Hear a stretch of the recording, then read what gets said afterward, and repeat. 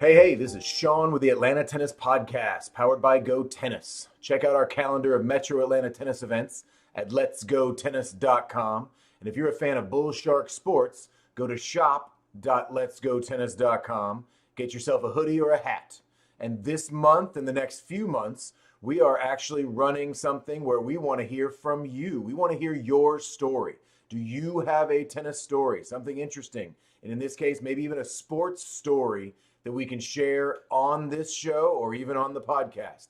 Go to letsgotennis.com/my story. Today, this is Youth Sports Talk with Coach Ben Hesley, and we are discussing the little things and maybe some really influential things that we can do with our kids to help them become better athletes. Ben, ready to talk youth sports? Let's do it. All right. So today's question is, I'm looking for three things, and I'm kind of looking for a beginner, intermediate, and advanced. But whatever level you are, I want at least one thing that I can do with my little athlete to help them be a better athlete. Where are we going to start with this, Ben? Probably the easiest one to start is the beginner level. Let's start at the very base. So you might, I'm not even going to put an age on it. It's just, let's just say I'm a beginner level athlete. Okay. And what do I do? Okay. Let's assume the child can walk. Let's assume the child can somewhat run down the street without falling down. We're at that level, right? But what do we do at home to help us with our athleticism? And I think today's topic, we're going to talk more about the athlete and more movement skills and how to move better as athletes. Because, and we've said this before in prior talks, we think too much about the tactical or technical skills that it takes to play a specific sport. Let's park that for a little bit and focus on being a better athlete. So the first thing is, can I run in different directions? So I can already run down the street without falling down. So now can I run different ways? If you come to one of my programs, you're going to get that organically through the most basic and fun kids game on earth, which is what? Tag. Tag. Playing tag. Let's play a game of tag. And I'll tell you, if we go for a water break at our, in our practices, if there's, we go for water break and I'm like, all right, kids, you got 30 seconds, a minute for water break. Within 20 seconds, a tag game breaks out. And I used to completely freak out. Like, no, stop running around. Like it's break time. It's your rest period. We have to mark this rest period. The work rest ratio is getting totally messed up right now. But they organically do that, right? I mean, at our camps, capture the ball. I always say capture the ball is tag on steroids.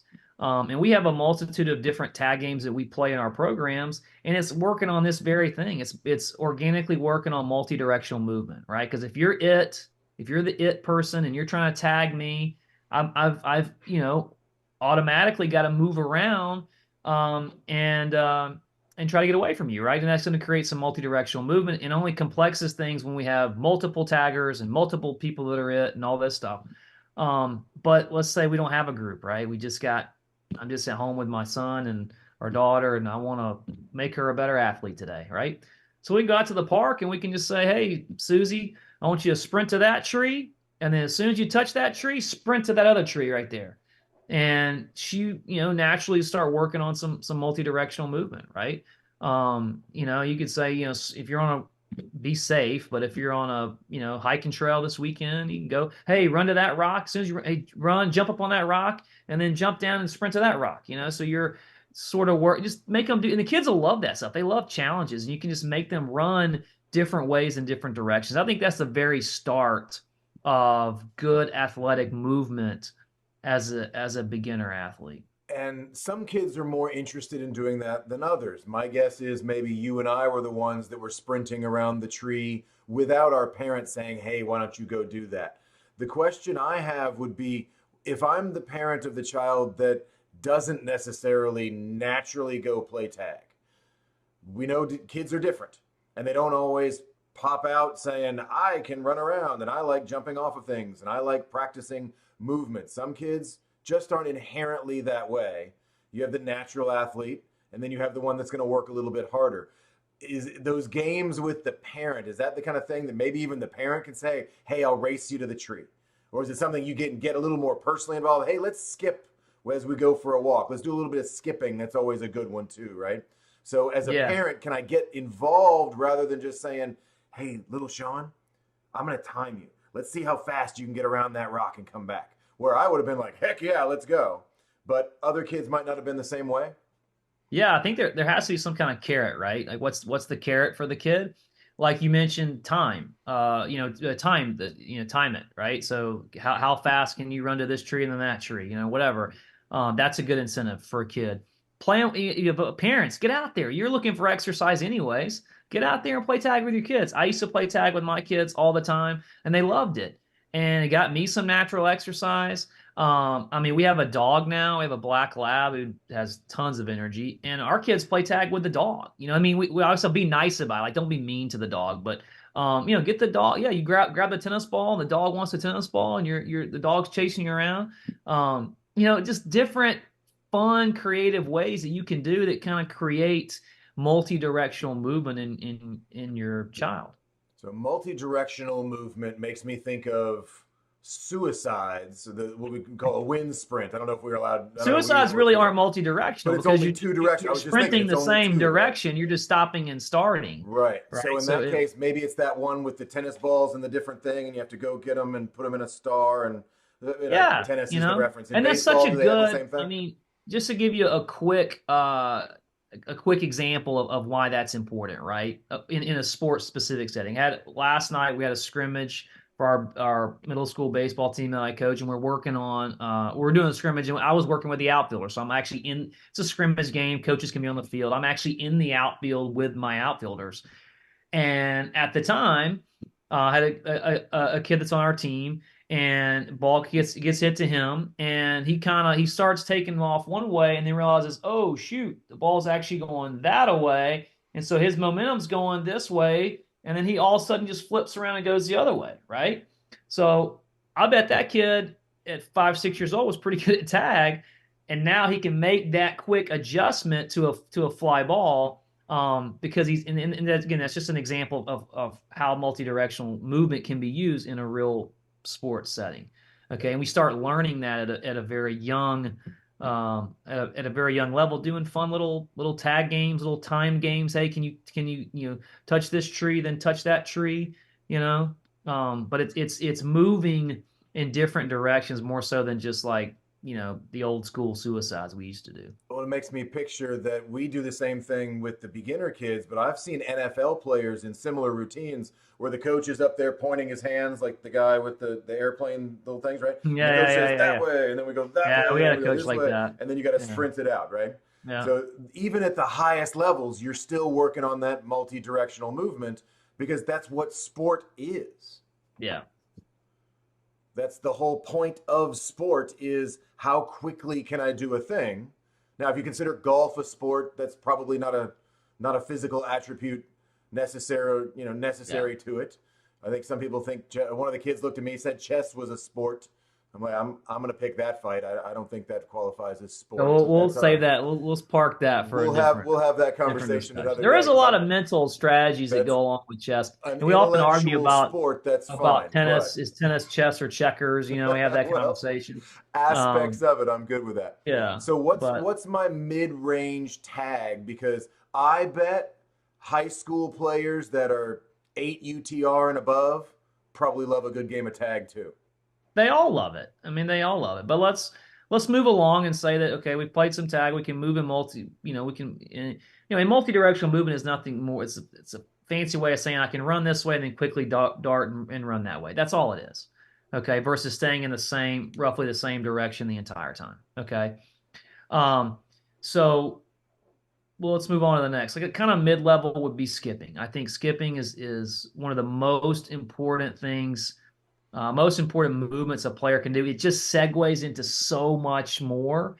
And you're at this level now, if you're past tag, you're now probably into older kids, maybe, as young as 7 or 8, but all this can go all the way through high school. A good dynamic warm up, right? We're starting our practices, our lesson, whatever it is, with a good dynamic warm up. And a foundational exercise of your dynamic warm up has to be skipping. Hmm. And the reason is because you have, first of all, you have to use each leg independent of one another. Okay. And we've seen in sports, single leg activity is very important. And you're having to load and release energy from one leg to another. Okay. You can learn to explode and be explosive with your movements in a skip. Okay. I'm not talking like just Sally skips, and that's what the first you'll say skip, and they'll just kind of skip, like Sunday stroll skip. And then no, like let's get into it, right? Athletic skip. Let's drive that foot through the ground and push your knee. I always say knee above the belly button. So think about getting your knee to where and this is when we skip for height, and knee gets above the belly button. And you're skipping and you're going as high as we can. We had one player coined it a couple of years ago, the cherry picker. He was like, let's pick some cherries, And I was saying that's fine. That's you're skipping you're basically hopping off one foot, reaching up as high as you can, and you can do the cherry pick thing or not. It doesn't matter. But the idea is that you're basically we got coined term years ago in tennis, with the modern tennis game or the modern game, and we were all about load and explode, Load and explode. Oh yeah, that's a skipping great is bumper loading sticker. and exploding, right? And if you can be explosive in your movement, that's going to be good, right? That's a good thing, no matter what, no matter what sport you play with a ball and a stick. Well, Okay, and this whether it's makes me tennis. think of the ladder. So I've got the footwork ladder that I can go 2 in, 2 out split. I can even do my shadow swings within the footwork ladder. Might be a more organized, structured version of that, like beyond the warm up of the high knees and the skipping, which is a good dynamic stretch that gets us ready to be an athlete. And it's the burpee version of the push up, where the push up builds strength and builds works on those balancing muscles. Thank you, I finally found it. The balancing muscles and the strength, but the burpee is the athleticism version of the push up that includes that. So that the hopping and the skipping is good, but I picture that ladder, and I picture that as kind of the next step of saying, yeah, I'm playing tag, and that gets me athletic, but is that a little more sports specific on the ladder that says, okay, well, I need to be able to set those little footsteps and make sure my balance is ready to do the next thing, whether it's a baseball step, whether it's a split step in the infield, whether it's a football player having to run backwards as fast as another guy's trying to run forwards. Like, there's a lot in there that we can do in that ladder. Is that also maybe a mid-range workout that I can do? Yeah, I mean that's more like footwork stuff. I'm talking more movement, right? I mean, a lot of times, honestly, you're kind of, sometimes the ladder doesn't really work the ideal footwork pattern, right? I mean, if I'm running for a ground ball in baseball, I'm sprinting to that ground ball, and then I've got to quickly break my movement down, break my steps down, in order to effectively feel the ground ball. If you're running for, let's say, you get an approach shot in tennis, right? Are you going to like stutter step? To that ball. No, you're gonna like take like three or four big strides to that ball. And then if And you the need to, karaoke. and Yeah. if you need to, and if you need to shrink your steps down, your strides down, you do that. Those are old adjustment steps and hit. Some players now honestly are doing what's called walk through the ball. And they literally are trying to time out their strides where they can hit, and they don't have to do They don't the actually even ever slow down. the old school mouse steps, Yeah.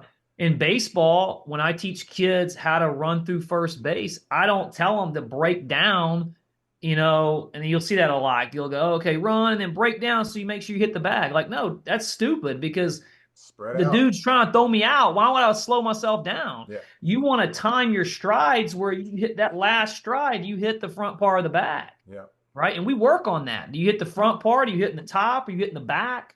Are you missing it completely? I've had middle school kids sprint down the bag and miss it completely. And that's, because they're going too fast for what they can control at the time. Yeah. I mean, I remember the first basketball game my son played. He was 10 and he's playing guard. He steals the ball. He steals the ball from the point guard and he takes it. He's sprint wide open, man. Nobody is around him for days. And he's going so fast that he can't control his body. He literally just goes right under the basket, runs right under the basket, runs off the court out of bounds. I've done that. Yep. Other team has the ball. Yep. Because he couldn't control himself enough to slow down and make the layup. So one thing you can do with sprinting, if you're interested in that, right, and rather than just sprinting to wherever, like we'll have kids on the tennis court. We'll have, okay, you're gonna sorry, not sprint, skipping. So you're gonna skip from this doubles line to the other doubles line, and you need to stop on that line, not past it, not in front of it. And they'll have to. And it's not easy. It's like It's the not. I mean, it's gymnast not that's easy got to to. land and make it perfect. Yeah, and they have to time where they specifically have to land on that spot. We do the same thing with sprinting. You know, a lot of times when we sprint in tennis, I don't have the kids just like sprint and then kind of just wander off into nowhere. Right. You know, like the old like Bo Jackson stop, going through the tunnel thing. The Like yeah, you know, Forrest Gump just keeps on going. Yep. No, we need a specific place that we can stop. And so running and stopping on the line, we do that with little kids too. I do that a lot with you know, even 5 and 6 year olds. Like, hey, run to this line, stop on this line, stop on this line.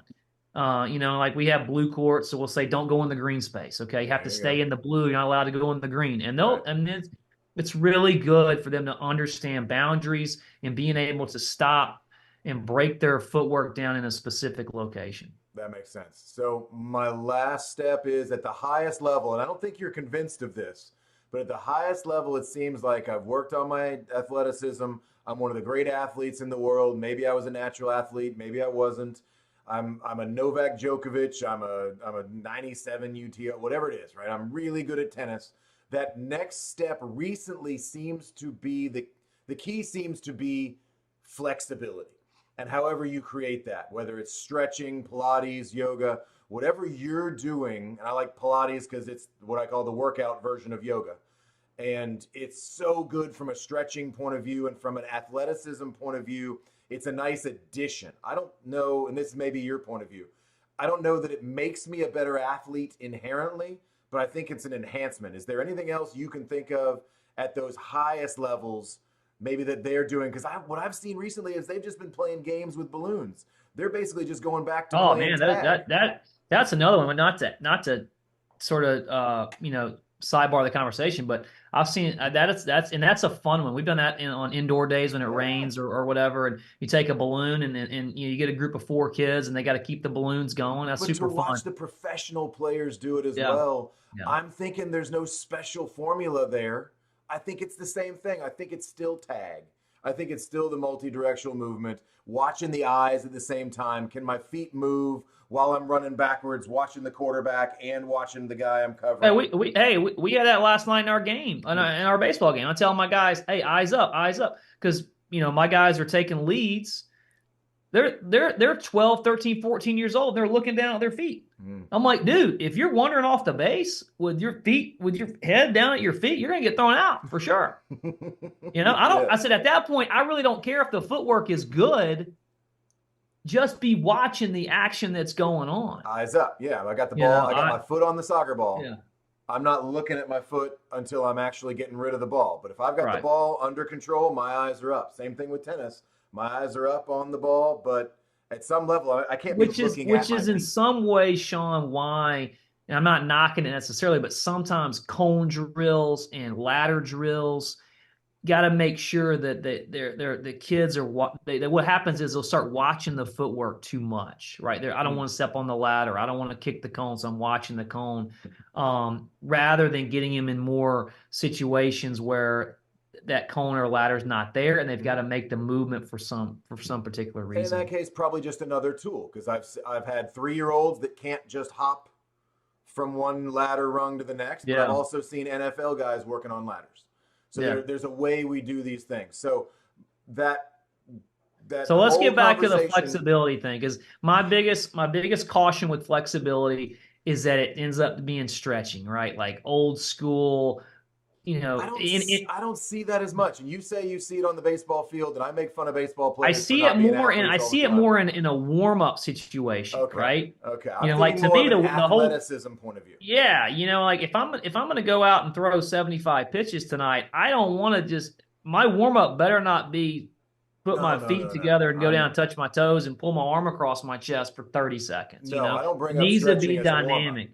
Yeah, but the word as an athletic tool in addition to what I'm doing.